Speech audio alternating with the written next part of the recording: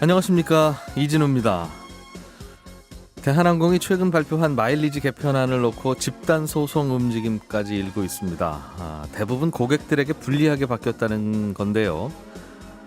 기업 사정에 따라서 변경할 수도 있는 일일 수도 있겠습니다만, 문제는 이 개편안이 과거에 약속했던 것을 없었던 걸로 소급 적용하는 부분이 아마 논란의 핵심인 것 같습니다.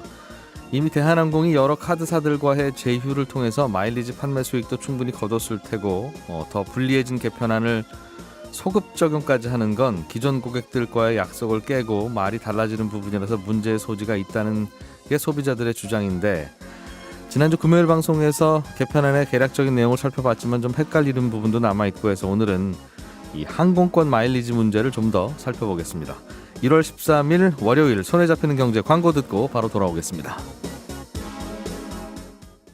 엄마, 아파트에서 차들이 갑자기 슉슉 나오니까 깜짝 놀라요.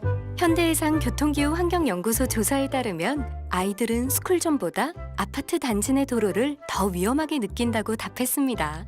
단지 내 안전운전 잊지 마세요. 현대해상 하이카.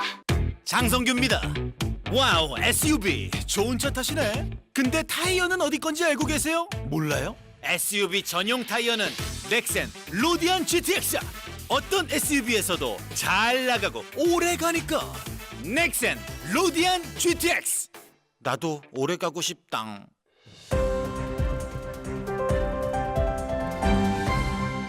이진우의 손에 잡히는 경제. 네, 경제 뉴스들 먼저 챙겨 들어보겠습니다. 오늘은 조인디의 고란 기자 나오셨습니다. 어서 오십시오. 네, 안녕하세요. 이걸 라임 사태라고 부르더군요. 이제 사태가 돼버려서요. 라임 자산운용이라는 운용사가 운영하는 펀드가 네. 뭔가 문제가 생겼는데, 이게 이제 펀드에 투자한 분들이 돈을 못 돌려받는 상황이 됐다는 거죠. 그렇죠. 네. 그래서 피해자들은 소송을 하겠다고 하는데 어떤 상황입니까? 그 라임 운용의 펀드 판매 잔액이요. 지난해 11월 말 기준이니까 4조 3,400억 원 정도 됩니다. 이 가운데 환매 또는 상환 연기 가능성이 있는 펀드가 157개인데요. 총 1조 5,500억 원 정도 되고요. 이 문제가 이게 원래 사모펀드가 조금 돈 많은 분들이나 돈 많은 회사가 드는 거잖아요. 예. 일반인들하고는 별로 상관이 없을 줄 알았는데 계좌 수가 4,100개 정도 되는데요. 개인 계좌가 3,600개나 됩니다. 이 가운데 특히 문제가 되는 게 그 미국 헤지펀드 인터내셔널 인베스트먼트 IIG라고 하는데요. 이 펀드에 대해서 미국 증권거래위원회가 등록 취소를 해버렸거든요. 이게 폰지 사기다 이래가지고요. 라임 펀드가 투자한 미국의 헤지 펀드가 네, 그렇죠. 미국에서 사실상 상장 폐지 비슷한 거 당했다 그 말이네요. 네네. 그래서 요거 펀드에 가입한 분들을 대상으로 법무법인에서 이제 고소를 하겠다라고 했거든요. 25일까지 소송인단을 모집을 하는데 카페를 하나 만들어서 소송인을 모집했더니 지금 현재 한 1,100명 정도가 가입을 했어요. 예. 이런 분들이 이제 소송을 본격적으로 진행한다는 입장이고요. 금감원 측에서는 불완전 판매가 있으면은 분쟁 조성 대상이 된다라는 입장입니다. 라임 펀드를 판 은행들이나 네, 증권사들한테 맞습니다. 네. 고객들한테 이런 가능성이 있다는 걸 잘 설명하고 팔았냐 그 말인 거군요. 그렇죠.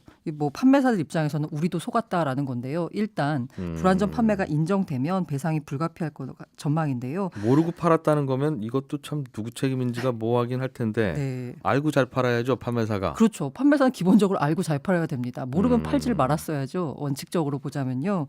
실제로 근데 어디서 많이 팔았냐를 봤더니 하필 또 그 DLF 예. 파생 연계 펀드 거기에서 문제가 됐던 우리은행과 하나은행이 또 상당수 됩니다. 우리은행이 한 3,200억 정도 되고요. KB 네. 하나은행이 1,000억 원 정도 되고요. 그다음에 신한금융투자가 1,200억 정도 되는데 이걸 통해서 한번 그 은행들의 실적 압박 때문에 혹시 이런 걸 판 건 아닌가라는 걸 다시 한번 이번 기회에 점검해 봐야 되지 않나라는 생각이 듭니다. 있었겠죠, 실적 압박이. 네네. 그래야 또 팔리는 거니까. 이게 문제는 예전에 DLF 사태까지만 네. 해도 이게 복잡한 금융 구조는 맞아요. 아니었어요. 미국, 유럽의 독일 국채가 금리가 이 정도 내려가면 소비자들이 피해를 볼 수 있는. 그러니까 사실상 그 전에 설명만 잘해드렸으면 굳이 큰 문제는 없었던 그런 구조였었는데 이 라임 사태는 또 다르네요. 우리도 어떻게 생긴 뭔지 잘 모르고 팔아서 설명은 무슨 설명을 해드려요. 우리도 몰랐는데 이제 그런 상황이라. 네. 이거 참 그만큼 이제 과거에는 펀드들이 기껏 투자해봐야 우리나라 주식, 우리나라 채권 그러니까 언제든지 금감원이 가서 자, 그 펀드 잘 운영하고 있는지 봅시다. 장부 가져오세요 하면 한 공책 2권 갖고 오면 금방 점검이 되는데 이건 이제 점점 어디 투자했는지도 본인들도 스스로 모르는데 투자를 하는 경우들이 많아지고 있어서 감독 당국이 제대로 감독하기도 어려울 것 같고 본인들도 우리도 정말 몰랐다고 하는 게 거짓말은 아닐 수도 있는 책임을 피할 수는 없지만 네. 그런 상황이네요. 이게 말씀드린 대로 그 DLF나 아니면 이 라임 사태 됐던 문제된 펀드가 다 사모 펀드거든요. 예. 이게 공모 펀드 시장이 원래는 더 컸어요. 당연히 공모가 더 커야 되겠죠. 사모는 49인 이하를 대상으로 파는 거거든요. 근데 문제는 공모 펀드가 주로 주식에 투자하다 보니까 국내 주식에 사실 우리 시장이 그렇게 그 미국처럼 쭉 오르는 시장이 아니었거든요. 예. 그러니까 요즘 사람들 투자하는 걸 보면 공모 펀드 가운데서도 해외 펀드 많이 투자하고 오히려 국내 주식형 펀드에서 돈을 빼고 있는 상황입니다. 그럼 이 갈 곳 없는 돈들이 어디로 갔느냐? 사모펀드 시장으로 간 거예요. 예. 사모펀드는 공모펀드에 비해서 제품을 만들기가 쉽습니다. 그리고 감독 당국의 감독 규정도 느슨하고요. 왜냐하면 소수만을 대상으로 하기 때문에요. 하여튼 우리가 돈 되는 거 만들어서 우리끼리 맞아요. 투자하는 거예요. 신경 꺼주세요. 맞아요. 하는 게 사모펀드잖아요. 네네. 그러다 예. 보니까 돈 되는 걸 많이 찾아서 투자하다 보니까 이 무역금융펀드라는 좀 신기한 펀드까지 이제 나온 거고요. 라임에서 문제가 된. 그래서 이번에 이제 판매사들도 이제 돈 되는 걸 이제 찾다 보니까 본인들이 다 위험을 파악하기 어려운 이제 펀드에 투자했다라고 해서 예. 이제 판매사들 16곳이요. 그 라임을 대상으로 한 공동 대응단을 구성해서 소송을 한다는 입장인데요. 이 공동 대응단의 입장은 라임이 부실 징후 알고도 판매사에 판 건 아닌지 예. 펀드 수익률을 좋게 보이려고 부정한 수단을 쓰지 않았는지 의심하고 있는데요.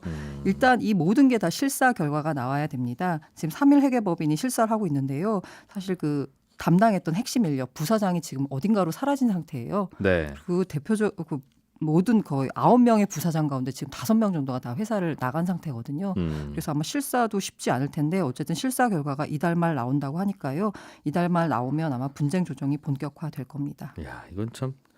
그래서 본질적으로 우리가 직접 투자는 가능하면 잘 모르시는 분들은 하지 마세요. 그리고 전문가들한테 맡기는 간접 투자가 더 유용하고 수익률도 좋습니다. 요즘 벌어진 사태는 간접 투자가 더 위험한 이런 사태가 벌어지고 있어서 그러니까 결국은 모르고 투자하면 직접 투자나 간접 투자나 똑같이 위험한 거예요. 네, 그렇습니다. 어차피 묻지마 투자가 되는 거니까. 근데 어쨌든 이 모든 경우에 예. 다 모든 투자 판단은 다 투자자 본인의 몫이기 때문에요. 아무리 불안전 판매라고 해도 100% 보상을 받기는 어렵습니다. 특히 또 우리나라는 이렇게 투자자 책임을 좀 더 강조하는 그런 분위기이기도 해서 다른 뉴스로 좀 넘어가 보죠.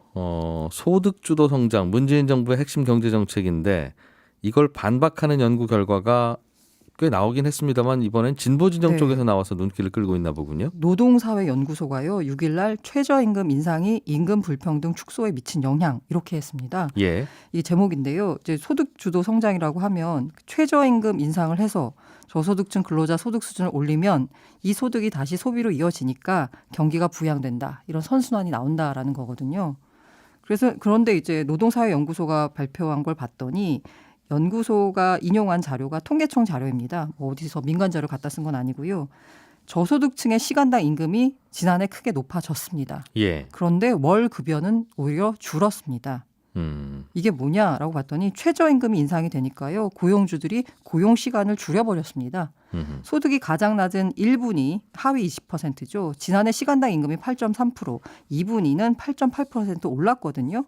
근데 월급여를 보니까 하위 10%는 4.1%, 하위 10에서 20%는 2.4%가 되레 줄었습니다. 예. 이유가 뭐냐? 월 근로 시간이 줄어든 거예요. 그러니까 올려는 주되 김군 이제 하루에 3시간 하지 말고 2시간만 하세요. 네. 그런 거죠. 그렇죠. 예. 그리고 이제 그 노동사회연구소가 또 지적한 부분이 뭐냐면요. 고용주가 현행법의 허점을 악용했기 때문이라고 하는데요. 이게 주 16시간 이상이면 일하면 주휴수당 줘야 되잖아요. 그 말은 16시간 이하로 일하면 주휴수당 안 줘도 된다는 맞습니다. 거죠. 그러니까 소위 말해서 15시간 이하로 근무 시간을 나누는 알바 쪼개기. 이게 모든 편의점이나 뭐 식당 가리지 않고 성행한다는 건데 이렇게 되니까 똑같은 종류의 아르바이트라도 일하는 사람 입장에서는 3곳 이상을 옮겨 다녀야 되는 상황이 펼쳐지는 겁니다. 15시간씩 3곳 일해서 45시간 일해야 네. 되는.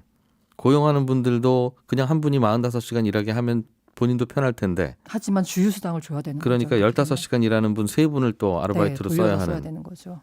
그런데 이게 만약에 이 노동사회에서 연구소의 주장이 그래서 뭐냐? 고용주가 허점을 악용하지 않도록 제도적으로 막자라는 거거든요. 그 말은 1시간을 일해도 주휴수당은 주라로 바꿔도 되는 거고 네. 아예 주휴수당 자체를 없애도 되는 거고. 네. 여기서는 주라로 바꾸는 건데요. 음. 이게 그런데 이제 이것도 또 쉽지가 않은 게 그러면 이게 전제가 뭐냐면 자영업자가 그만큼 조금 넉넉해야 된다라는 거잖아요. 좀 예. 여유가 있어야 된다라는 건데 또 비슷한 식의 이건 대통령 직속입니다. 소득주도 성장 특별위원회가요 9일 날 1분위 근로소득 감소에 대한 오해와 진실 이라는 보고서를 냈습니다. 여기도 통계청 자료를 인용해서 봤는데요. 지금 현재 1분위 저소득층의 근로소득이 줄어들고 있다라고 했잖아요. 예. 그게 그 사업소득에 해당하는 자영업자가 1분위 안에 들어왔기 때문이지 근로소득자만 놓고 보면 오히려 0.9% 소득이 늘었다라는 주장이거든요. 1분이라는 게 전체 소득자들을 쭉 나열하고 나면 하위 20%인데 네. 어떤 분이 하위 20%에 계시다가 월급이 늘어나면 위로 올라가고 1분위가 아니라 이제 2분위로 올라가게 되니까 네네. 1분위 입장에서 보면 월급 많이 받던 분 한 분이 가셨네. 그러니까 평균이 줄어드네. 이제 이렇게 된 거죠. 그러니까 1분위 안에서는 근로소득 자체가 줄어들 텐데 그게 근로자들의 월급 자체가 줄었습니다. 그 말은 아니라는 말씀이죠. 아니 그러니까 1분위 안에 자영업자도 있고 근로소득자도 있을 텐데 예. 그중에서 근로소득자만 놓고 보면 예. 오히려 소득이 더 늘었다라는 거거든요. 근데 쉽게 말해서 그러면 자영업자가 1분위에 더 많이 들어왔다는 얘기잖아요. 그렇죠. 예. 네, 그 실제로 봤더니 자영업자가 소득이 가장 높은 5분위에서는 5만 7천 가구 있었거든요. 5만 7천 가구, 그래서 4분위에서는 10만 가구 정도, 3분위에서는 한 4만 가구 정도가 되레 줄었습니다. 그럼 어디서 늘었냐? 1분위와 2분위에서 6만 가구 넘게 늘어났어요. 자영업자들이. 네, 그 숫자가 늘어난 거거든요. 그 말은 그분들이 들어온 만큼 근로소득자는 밖으로 나갔다는 뜻이네요. 그들이 들어와서 예. 지금 현재 그 소득이 아까 말한 대통령 직속 소득주도 성장 특별위원회 거기 주장에 따르면 근로소득자만 늘어났다는 건데 다시 말하면 근로소득자들한테 그 임금을 지불해야 될 자영업자들이요 오히려 더 그 하위 수준으로 떨어졌기 때문에 여유가 없다는 거죠. 예. 그러니까 아까 말한 노동사회연구소에서 말한 그 자영업자들의 편법을 막아야 된다. 이게 또 현실적으로 어렵다는 상황이 오히려 대통령 직속 연구위원회에서 나온 거죠. 소득주도 성장을 하면 좋은데 그 소득이 누구 주머니에서 나오는 거냐 그럼 네. 거기에 대해서 답이 없는 것 같다는 말씀인 거예요, 그죠? 삼성전자 주가가 지난해 50% 가까이 올랐습니다. 이걸 연초에 알았어야 되는데 연말 되고 나니까 이 정도 오르는구나라는 걸 뒤늦게 안다는 게 항상 고민이죠. 요즘도 많이 오르고 있어요. 네. 예. 그래서 이제 글로벌 시가총액 상위 20개를 뽑아도 그 안에 삼성전자가 들어간다 이 말이죠. 네, 9일 기준으로 봤더니 18위에 했습니다. 예. 대단하죠. 네, 지난해 초에 보니까 28위였는데요. 주가가 많이 올라서 10개 단위나 올랐어요. 2,657억 달러, 지난해 1월 2일 기준이었는데 예. 9일 날 보니까 3,165억 달러가 됐습니다. 이렇게 되니까요. 이 글로벌 시가총액 1위 18위 안에 든 건데 1위가 혹시 어딘지 아시겠죠? 시가총액 세계 1위요? 네네. 글쎄요, 어디예요? 보통 이제 애플이라고 많이 얘기했는데요. 판도가 바뀌었습니다. 아람코가 최근에 네, 상장해서 상장해가지고 시가총액이 2,113조 원이고요.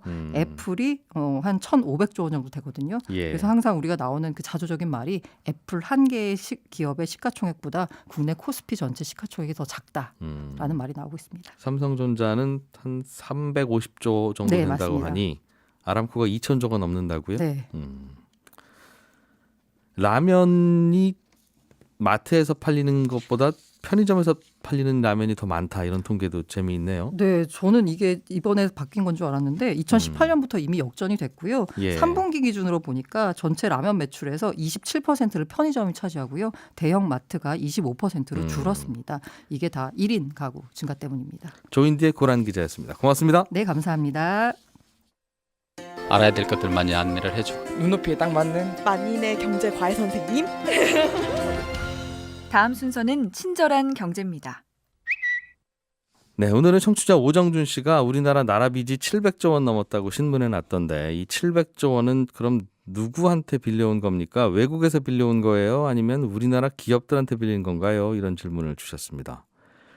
이 나라빚 700조 원이라고 하는 건 대한민국 정부가 대한민국 정부 명의의 차용증, 즉 국채를 써주고 빌려온 돈인데 그래서 지금 그 국채 누가 들고 있는지 확인하면 대한민국 정부한테 돈 빌려준 사람 누군지 알 수 있겠죠. 그런데 문제는 이 국채라는 게 시장에서 매일매일 거래가 되기 때문에 주인이 매일 바뀌거든요. 그래서 정확하지는 않은데 대략 한 700조 원어치 국채 중에 100조 원 정도는 외국인들이 들고 있는 걸로 조사되고 있고 또 나머지 600조 원은 한국인들이 갖고 있습니다.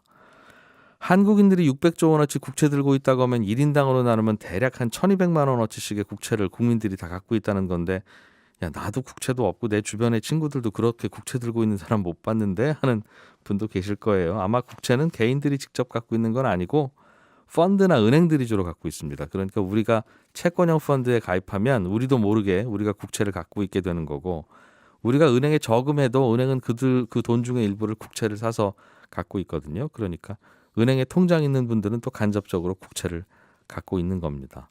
결국 우리나라 빚 700조 원은 그냥 우리나라 국민들한테 대부분 조금씩 빌려온 거다 이렇게 보시면 되겠고요.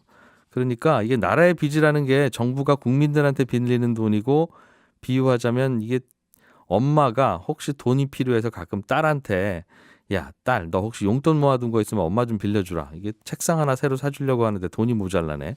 내년에 갚을 테니까 빌려줘. 이렇게 엄마가 딸한테 돈 빌리는 거하고 정부가 국채 발행하는 거하고 아주 비슷합니다. 그러니까 정부가 부채를 많이 지면 나중에 그게 후손들한테 부담된다는 말도 사실은 반은 맞고 반은 좀 갸웃거려지는 말이기도 해요. 생각해 보세요. 엄마가 자꾸 딸한테 돈 빌리기만 하고 못 갚고 돌아가시면 나중에 딸이 대신 갚아야 될 거 아니겠어요? 근데 누구한테 그 돈 갚겠습니까?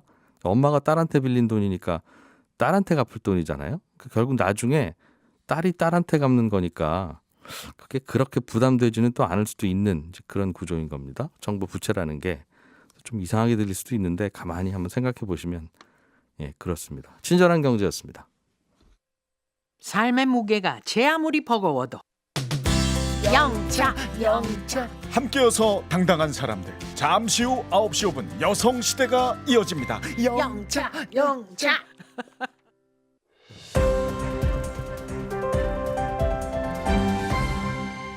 경제를 생각하는 사람들의 즐거운 습관. 이진우의 손에 잡히는 경제. 대한항공의 마일리지 개편안에 대해서 집단 소송을 추진하고 있는 법무법인 태림의 박현식 변호사를 전화로 연결했습니다. 한번 여쭤보죠. 박 변호사님. 예, 안녕하세요. 네. 박현식 변호사입니다. 네. 예, 주장하시는 바가 대한항공이 뭘 잘못했다고 주장하시는 겁니까? 예, 대한항공이 고객과 이제 마일리지, 적립, 사용 등에 관해서 스카이패스 약관에 따라서 계약을 맺었거든요. 예. 근데 그 약관을 이제 12월 13일에 홈페이지 공고를 통해서 고객에 대해서 일방적으로 변경하기로 예정을 했어요. 예. 근데 그 약관 적립의 변경 내용을 실제로 보면 저희 고객들이 소비자들이 가지고 있는 그런 마일리지의 가치가 뭐 적게는 20% 그리고 최대 많게는 2배까지 그 가치가 떨어졌고 반으로 떨어졌고 이제 소비자분들이 사실 신용카드를 통해서 마일리지를 적립하는 경우가 사실 굉장히 많습니다. 예. 저 역시도 실제 그러고 있고요. 그러면은 그 신용카드를 씀에 있어서 보통은 내가 이 정도 돈으로 항상 몇 달씩 쓰면 혹은 몇 년 쓰면 어디 뭐 해외를 한번 가겠다 아니면 비즈니스 항공권을 한번 탈 수 있겠다. 예. 보통 이런 기대를 많이 하거든요. 근데 그런 기대가 이제 한 5년 모으면 갈 수 있었던 곳, 4년 모으면 갈 수 있었던 곳이 6년, 7년을 모아야 갈 수 있게끔 이렇게 변경이 된 거죠. 아무런 동의 없이. 구별해서 좀 여쭤볼게요. 그러니까 예전에는 서울에서 워싱턴이나 뉴욕을 한번 갔다 오면 쌓아주던 마일리지가 예를 들면 1000마일리지라면 네네. 앞으로는 800마일리지만 쌓아주겠습니다. 그런 식으로 줄였다는 말이죠. 그게 두 가지로 이해할 수 있는데요. 예. 저희가 보통 마일리지를 적립하는 게 있고 예. 마일리지를 사용하는 게 있잖아요. 그렇죠. 적립률이 기존에 저희가 보통 쓰는 항공권들 그리고 특가 항공권 조금 저렴하게 구매하는 항공권들이 기존에 뭐 75% 정도 적립이 됐다면 이번에 변경한 거에서는 25%만 적립이 되거나 혹은 적립이 안 되는 경우도 생깁니다. 뭐에 75%가 적립됐는데 뭐에 25%로 바뀌었다는 겁니까? 기존 이 뉴욕에 서울에서 예. 워싱턴까지 갔을 때 예를 들어서 기존에 1000마일이 적립됐다. 예. 라고 한다면 이제는 500마일만 적립되고 반으로 줄은 거예요. 250이나 750 사이 그 정도 언저리를 적립해 준다. 네. 예전처럼 많이 안 적립해 준다는 뜻이네요. 네, 50% 줄었습니다. 저희도 지난주에 여쭤봤더니 그게 티켓 가격을 좀 저렴하게 구입하신 분께는 더 박하게 적립하고 네네. 또 좀 비싸게 구입하신 분께는 좀 넉넉하게 적립해주고 그렇게 바꾼다는 뜻인데 네. 그 부분에 대해서는 이제 대한항공이 그동안 적립을 많이 해드렸지만 이제는 적립을 많이 못 해드리겠습니다 하고 바꾸는 거니까 네. 서운하긴 해도 그것 회사의 정책이니 어쩔 수 없지 않는가라는 생각도 할 수 있을 것 같은데 그 부분은 예. 어떻습니까? 아마 대한항공 측에서도 예. 그런 이유들을 들면서 이 약관 변경을 하는 것 같아요. 근데 저희가 그 약관 변경 내용을 구체적으로 따져보면 아까 말씀드렸던 것처럼 이 소비자들이 예상하기 어려울 정도로 현저하게 바뀌는 것들이 굉장히 많거든요. 근데 그런 부분들이 예. 약관 규제에 관한 법률에서는 고객에게 부당하게 불리하거나 고객이 현저히 예상하기 어렵거나 예. 혹은 이 본질적 권리를 제한하는 걸로 판단이 된다면은 이 약관이 효력이 없게끔 규정을 하고 있는데 네. 저희가 보기에는 이 약관 변경에 관한 내용들이 실질적으로는 이 고객의 권리를 부당하게 이 제한한다라고 알겠습니다. 좀 그러니까 회사가 약관을 바꿀 수야 있지만 갑자기 그렇게 고객한테 불리할 만큼 현저히 갑자기 바꾸면 안 된다는 약관법의 취지가 있다는 주장이시군요. 예예. 그리고 기본적으로는 예. 약관이라는 건 계약이거든요. 회사와 소비자 간에. 음. 근데 계약의 상대방이잖아요. 예. 계약의 상대방이고 당사자인데 소비자들한테 어떤 뭐 사전에 동의 없이 혹은 그렇게 일방적으로 불리하게 변경하는 거는 문제가 있다라는 취지로. 글쎄요. 그런데 그 약관이라는 게 일일이 다 동의를 받기는 어려운 것일 거고 네네. 이제 그게 동의 안 되시는 분은 대한항공 타지 마세요 그런 뜻이니까 네. 글쎄요. 근데 한 가지 궁금한 건 네. 다른 분들이 주장하시는 바 중에는 앞으로 마일리지 적게 쌓아주겠다는 건 방금 말씀드린 대로 대한항공이 그렇게 이제 허리띠 졸라매고 적게 쌓아주겠다니까 아쉽지만 그게 싫으면 안 타면 되고 그건 네. 알겠는데 과거에 쌓아놓은 마일리지의 가치를 갑자기 줄이는 건 이건 소급 적용하는 거다. 즉 과거에는 1000마일리지 있으면 서울이랑 뉴욕을 왔다 갔다 할 수 있었으면 앞으로도 쌓아놓은 마일리지에 대해서는 그거는 해줘야지 그걸 갑자기 반만 날아가겠습니다 하면 안 되지 않느냐 그런 주장도 하시던데 이번에 바뀌는 그 개편안에 그런 내용도 들어 있어요? 예예. 아까 말씀드린 거는 마일리지 적립에 관한 사항이었고 예. 이제는 마일리지를 어떻게 사용할지 공제에 관한 사항도 같이 바뀌었거든요. 예. 그 부분들이 보면 이미 제가 마일리지를 이만큼 쌓아서 보유하고 있는 경우에도 바뀐 마일리지에 따르면 최소 20% 이상 예. 예. 가치가 줄어든다는 거죠? 예, 가치가 줄어들고 그리고 뭐 비즈니스 승급이라던가 이런 부분에 있어서는 60% 이상 바뀌는 경우도 있습니다. 그러면 실질적으로. 과거에는 1000마일리지가 있으면 그 가치가 늘 과거 1, 20년 동안에는 늘 유지됐었어요? 약관이라는 거는 계속 변경 사항이 있는데 예. 그래도 지금 현재의 마일리지 변경 제도가 진행된 이후에는 상당 기간 고객들이 저희 소비자들이 가지고 있는 신뢰가 유지가 됐다라고 볼 수 있습니다. 아, 그러니까 과거에는 10년 전이나 20년 전이나 1000마일리지로 서울에서 뉴욕 갈 수 있었던 건 똑같았다 거의. 그런데 앞으로 10년 전, 20년 전까지는 제가 확인을 다시 해봐야 되는데 그래도 최근이라 하면 어느 정도입니까? 잠시만요. 저희가 약관 개정 사항을 알겠어요. 그 예. 확인을 저는 해서요. 여쭙는 게 고객한테 1000마일리지가 이 정도 가치가 있는 겁니다라고 약속했으면 그거는 바꾸지 말아야 하는 게 아니냐라고 하는 주장은 합리적인 듯해서 네네. 과거에는 안 바꾸다가 이번 개편안에서 바꾼 건지 네. 아니면 과거에도 늘 밥 먹듯이 바꿔왔는지 그게 궁금해서 밥 먹듯이 여쭤봤습니다. 바꿀 수는 없는 게 알겠습니다. 이게 어쨌든 예. 경제적 가치가 있는 거라서 그러진 않았고요. 그리고 이 정도로 현저하게 바꾸지는 않았던 것 같습니다. 알겠습니다. 그럼 두 가지네요. 앞으로 쌓아주는 걸 박하게 쌓아주는 것도 갑자기 고객들에게는 너무 불리하게 바꾸는 거니까 이것도 문제 있고. 네네. 그리고 과거에 쌓아놓은 마일리지에 대해서 그 가치를 갑자기 떨어뜨리는 건 이건 말도 안 되는 소급 적용이다. 이게 주장이시군요. 예, 그런 취지로 이해할 수 있습니다. 이거 보통 소송은 1인당 그래서 얼마를 보상하라 이런 식으로 주장하실 텐데 그 금액은 어떻게 정해졌습니까? 저희가 대한항공이 직접적으로 소송을 하는 건 아니거든요.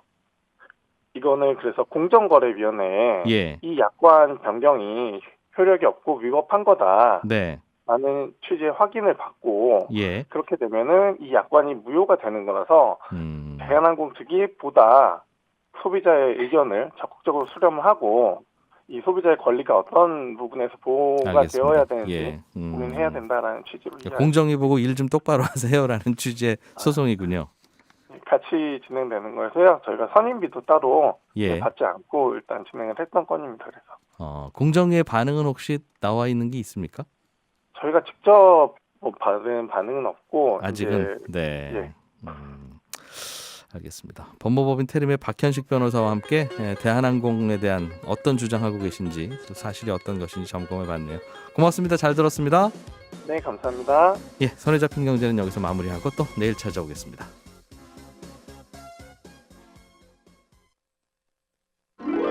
꿈꾸는 당신이 아름답습니다. 디드릭슨 제어 라이어스는 미국 스포츠 역사상 가장 경이적인 선수 중 한 명으로 꼽힙니다.